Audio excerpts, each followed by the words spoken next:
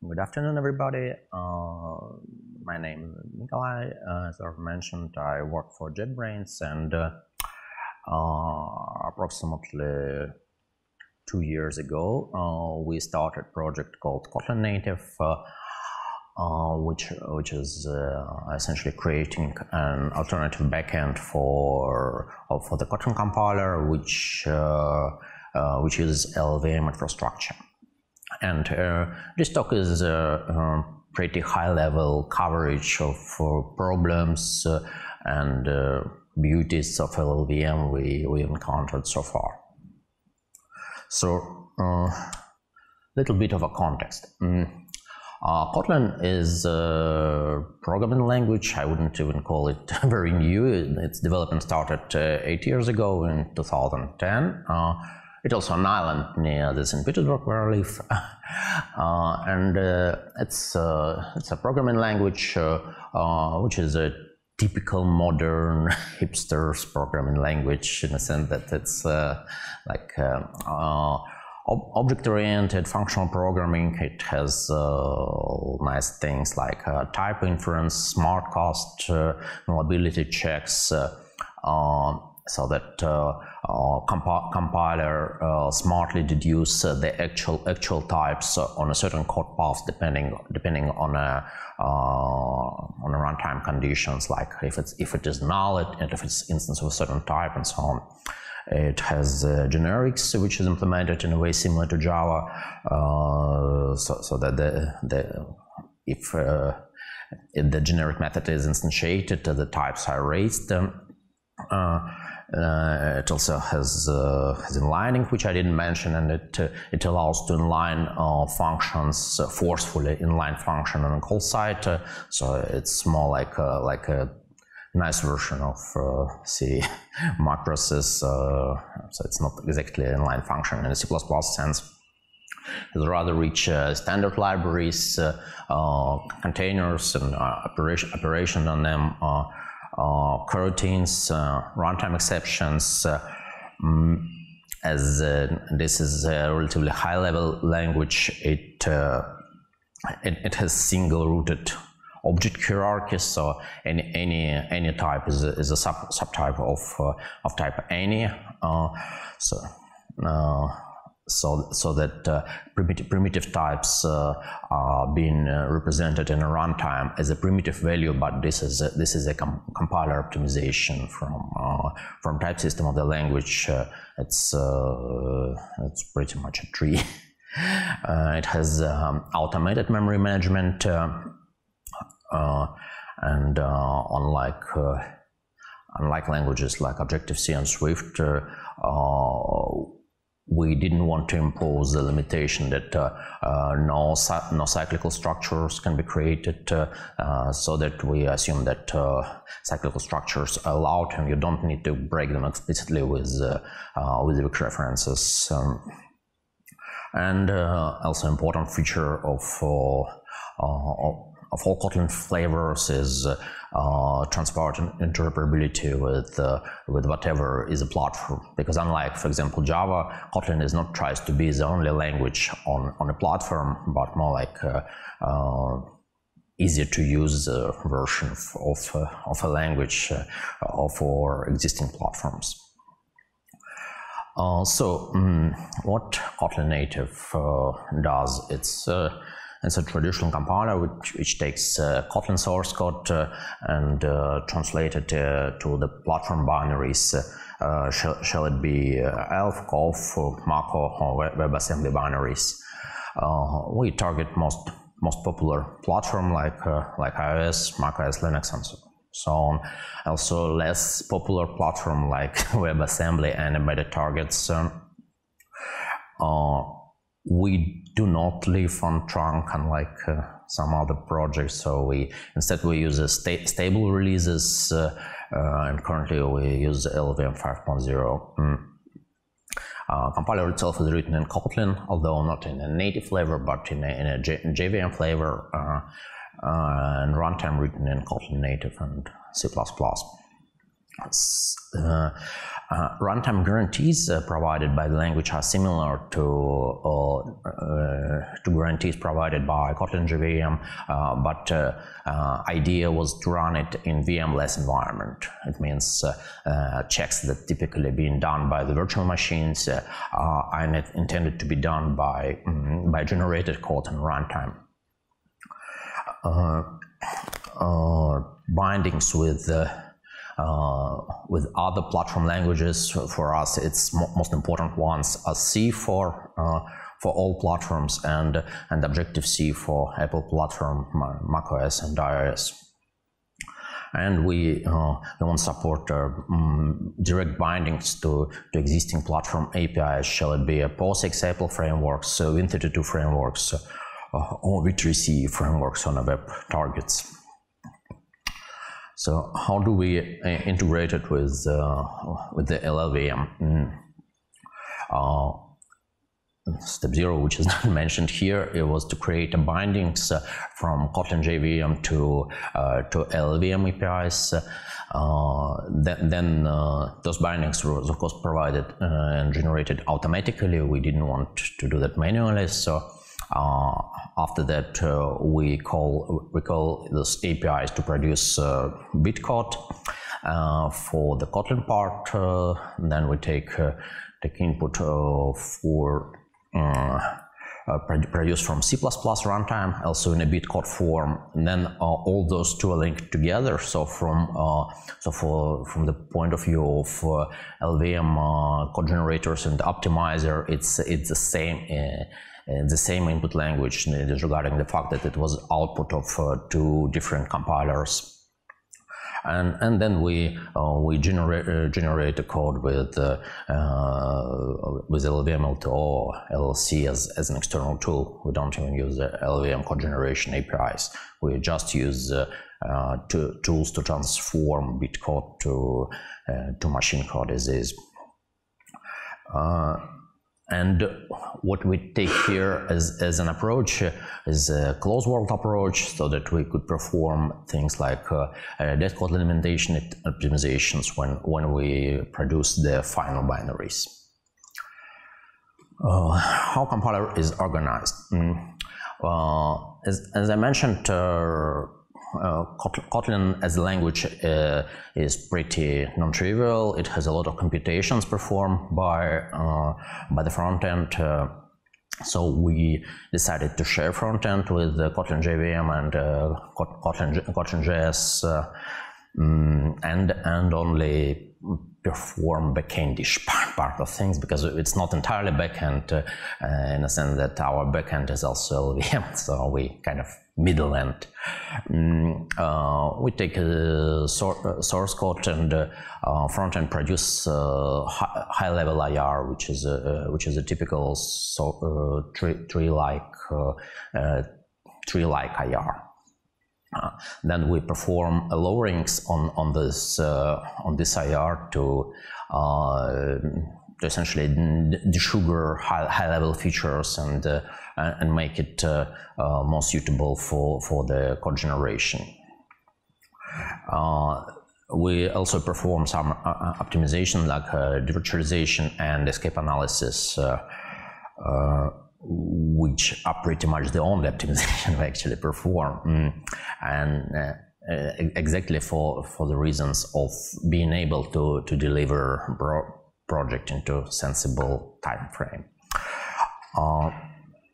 And bitcode generation happens from the lowered intermediate representation, and then we generate machine code with LLVM tools. Okay, so code gener is rather simple, just because we have pretty straightforward input, which is a tree-like, so simple top-down code generators work pretty well. Most non-trivial stuff is performed as a transformation of IR, not as not on a code generation part. Memory management is somewhat an interesting thing, because if you think about memory management, LLVM, they not really there are different constructions of a different level. So, LLVM operates, LLVM bitcode operates with rather basic values, and object memory management in runtime is high-level constructs. So we have to organize functions in more in a way which I will describe in the next slide.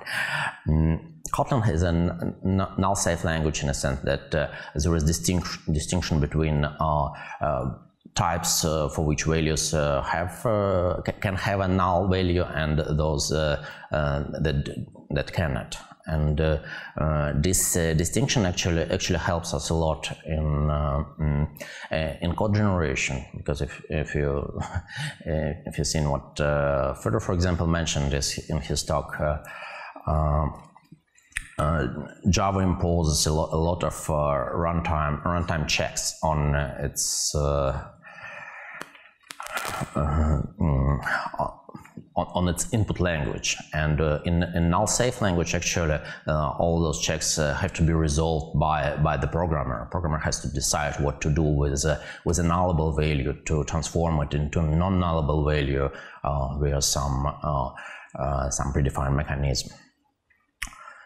And we perform optimization on a very specific kind of operation, and those two are resolving virtual dispatch by performing type computations. In closed vault, it's possible to perform fully typed computations to actually know not on the not types mentioned by the programmer at certain call site, but ones that actually are here from all possible call targets from that particular call site.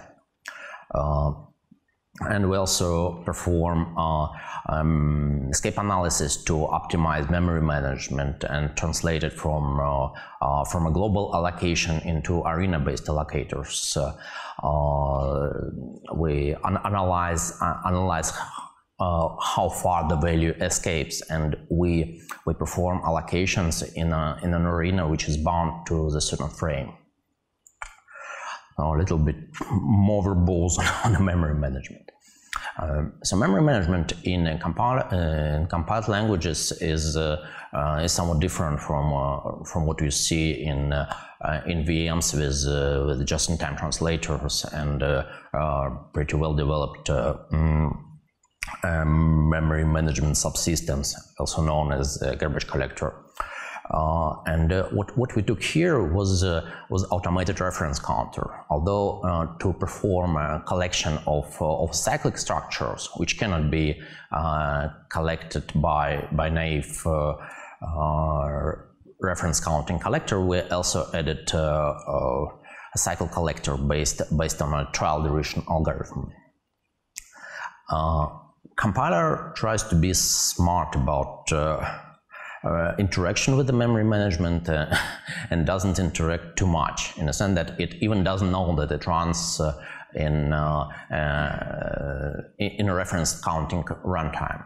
So what it does, it maintains a root set, pretty common term in virtual machines. It's a set of a reachable object, and so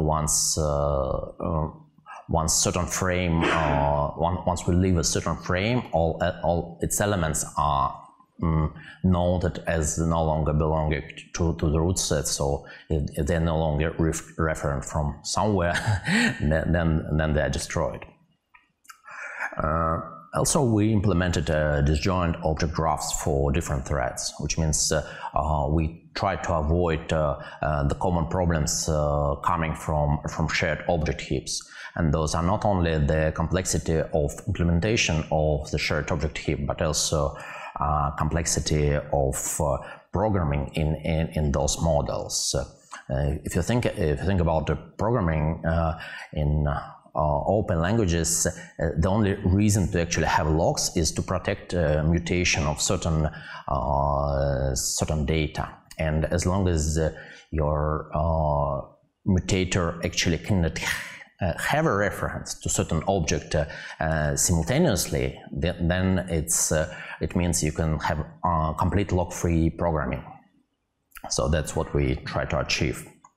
But if objects are immutable, we implemented a way to share those objects using technology called object freezing, which is a runtime property. So that unlike C or C++, where constantness is compile time guarantee, we make immutability a runtime property, which is imposed on objects, on certain objects. And so for sharing objects, we perform condensation of object graph into DAG and putting all strongly connected components into a single logical container, which is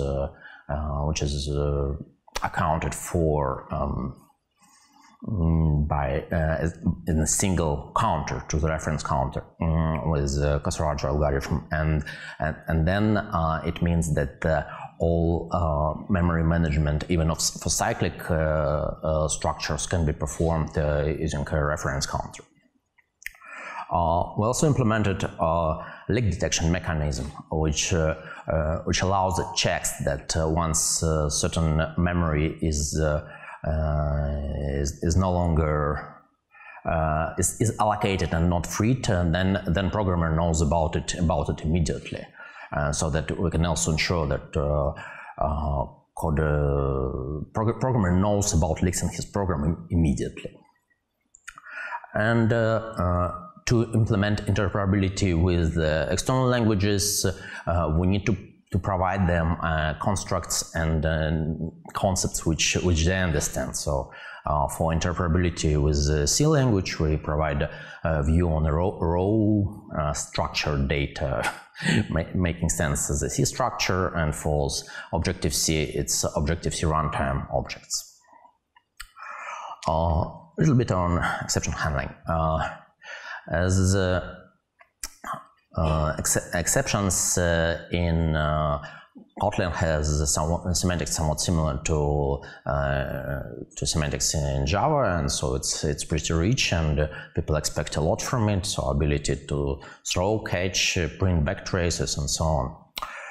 So we decided to use LLVM support for exception. We use traditional landing pads. As exceptions in Kotlin are structural, we generate landing pads structurally from AST structure, and it works reasonably well. We don't even have to write our own personality function. We reuse C++ runtime personality function, and we also throw using just a throw C++ keyword from the runtime.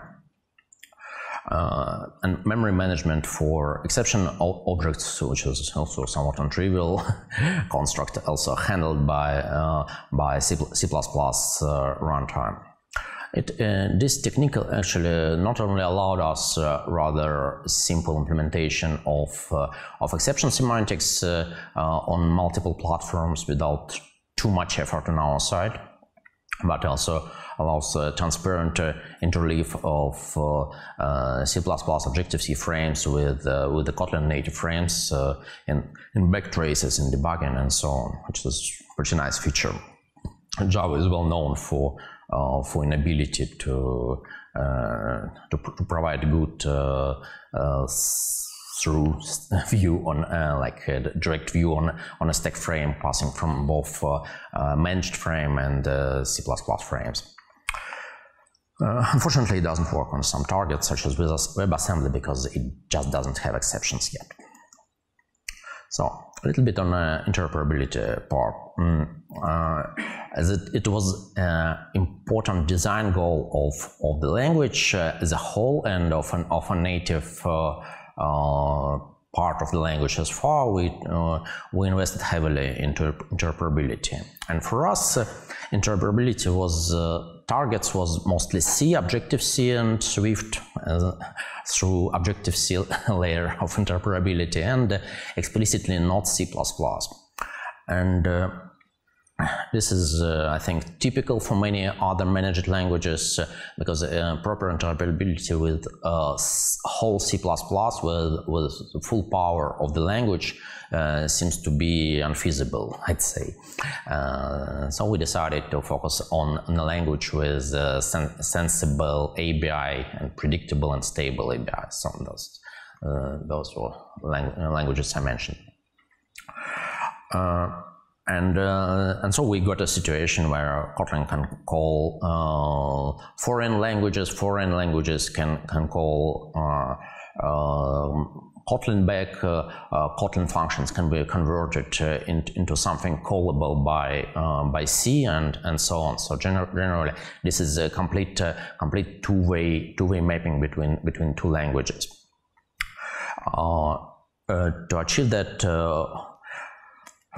we essentially have to rely on libc-lang frontend to understand data structures described in C++ headers and generate matching Kotlin bindings. Also, we have to combine the functionality of a memory manager between Kotlin native and Objective-C case, because we interop on the level of objects. And generally, one of the hard parts in this project was a mapping between different kinds of languages. In a C terminology, you have to think about the memory layout, about function, about variables, and for high-level object-oriented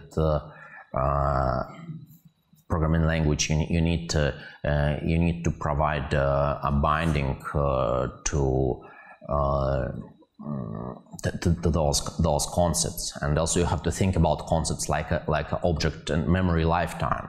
In C APIs, there is no explicit notion of how much time it is expected that certain memory region passed to the API leaves. It's not described in the API itself. It's described in a documentation, in a brain of developers, or nowhere actually. So we have to provide certain heuristical means and certain programmer-controlled means of interpretation on this particular level of the functionality. For high-level language like Objective-C and Swift, we have to map on a concept level. Fortunately, those maps easier so that classes, protocols, and blocks of Objective-C maps to classes, interfaces, and Lambda and Kotlin in both directions. And generally, it works pretty well. So if you look at Swift code interoping with the Kotlin code, or in the opposite direction, you may not even notice that you interop with anything at all.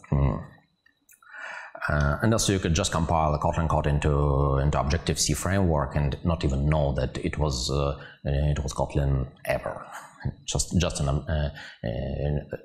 looks like a normal Objective-C code. A little bit on debuggability. This part is usually pretty hard to do, and on the LLVM side there is no C APIs for debugging APIs. This is somewhat unfortunate for us, because we use the C interoperability to call those API. So we have to wrap it into C to be able to call them, and then we produce dwarf symbolic information in the final binaries. This information is fully understandable by external tools such as LDB or GDB, because it just doesn't even know that it's a language it do not understand. for it. It currently looks like it was C89. Emulation works, although not entirely. We cannot evaluate complex expression. We can just inspect single values, and Xcode has certain problems setting breakpoints in Xcode. Fancy target was a WebAssembly. It was an interesting proof of concept of ability to do what we wanted to do on absolutely bare minimum platform. If you're not familiar with that, WebAssembly is an attempt to make like a better JavaScript, but it turns out to be a rather interesting attempt. It's a virtual machine with instruction sets somewhat similar to LLVM bitcode, and it provides nothing but a computational ability like linear memory, which is mapped to the JavaScript world as a JavaScript array, and ability to call external JavaScript functions with integer arguments. So it has absolutely no runtime, no anything, no memory allocator, no whatever. So it also not supported by standard LLVM builds, and there are certain problems with mapping binaries provided even by experimental LLVM builds to functional WebAssembly part, and it's pretty hard to debug. There is no exceptions, no nothing, but it turned out that we managed to make it work and being able to write sensible programs. Okay, so a little bit of our findings. The typical programmer runs is lack of documentation or not sufficient documentation. As I was writing pretty big compilation effort, we have to figure out the behavior of certain API functions. Sometimes it's not enough to just read what's written in documentation, like method does something, this method is named do something, and the documentation is does something. And it's not very meaningful describing. Not all APIs available from the CLAN, which is also unfortunate, I guess, not only for us, but also for other non-C++ languages trying to use LLVM APIs and libclang APIs. So generally we would love to have C binding for anything, like for everything which is present in LLVM. Not sure how feasible is it. We seen a lot of mysterious crashes in a code gen and optimizers, especially at the initial part of the project.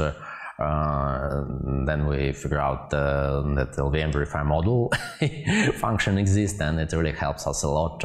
It's a pretty good verifier, capable to catch a lot of programmers' mistake in a bit code. So everybody who writes his own compiler must use that. It should be somehow emphasized in documentation.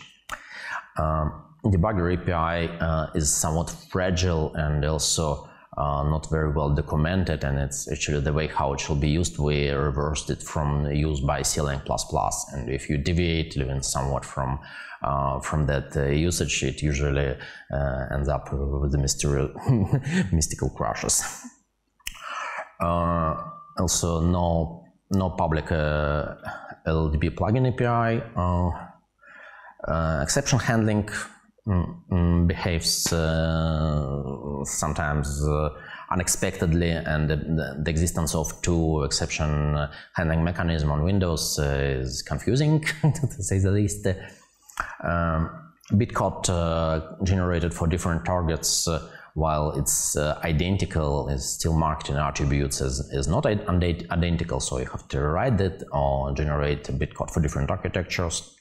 And performance of code generator and linker is, well, probably could be better. Now, about a nice thing about LLVM. It's has a very good low-level IR, so the bitcode is actually very well thought out. It's mostly intuitive. There are some subtleties around things like get element pointer, but other than that, it works as expected. libclang, which is our way to interoperate with C frontend to build Kotlin bindings, was allowing to do most of the things we wanted to do pretty easily. If we not talk about access to some Objective-C attributes, for that it was somewhat harder. Generally, we found it amazingly well tested for the project of such a scale. Very few bugs were found and unreported bugs during this effort. We like the range of supported platforms. We find that although we provide as an input pretty low quality bitcode in the sense that we didn't optimize, however the output machine code was looking pretty decent, so we find optimizers in LLVM to be a pretty good one. And the general API matches the normal thinking of compiler engineers, so we didn't have much problem in there. So that's about it. So, any questions? So I've got the mic. Oh. No?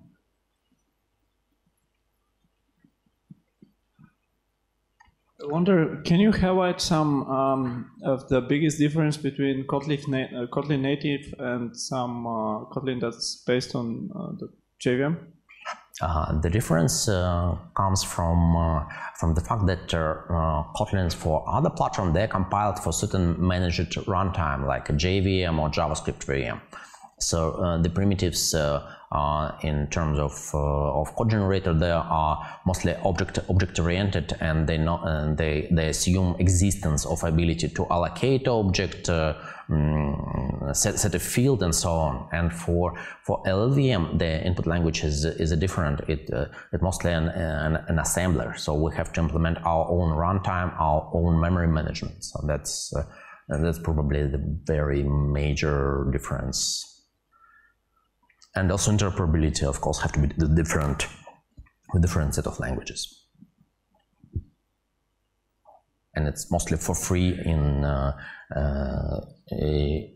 other managed runtimes, just because it's up to the runtime to provide this interoperability. Any other question?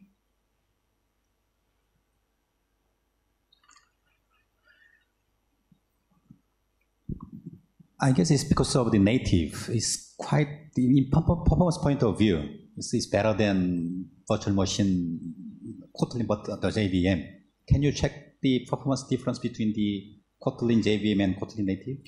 Well, they do have a different performance characteristics. Like, for example, of course, Kotlin native startup is way better because you don't have to start the virtual machine. Some computations are better, those which essentially are not involve much objects. Once you have heavily object graph operation, then pretty well warmed up virtual machine will outperform that pretty easily, and that's because it was tuned for that particular use case. And but there are environments like, for example, Apple platforms like iOS, where you don't really have ability to run on a JVM. So you have to produce the native code, and also interoperability with the platform calls usually better when you generate code, not when you have some managed runtime which lives and actively like code generates and so on. So it's just a little bit different. Give an exercise. So hi, thank you for the talk. We tried out Kotlin native on some of the projects because we wanted to search for different front ends we can support for our stuff.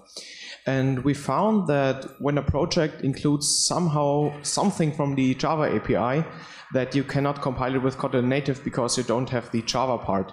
Is there a possible solution how you could, for example, circumvent that?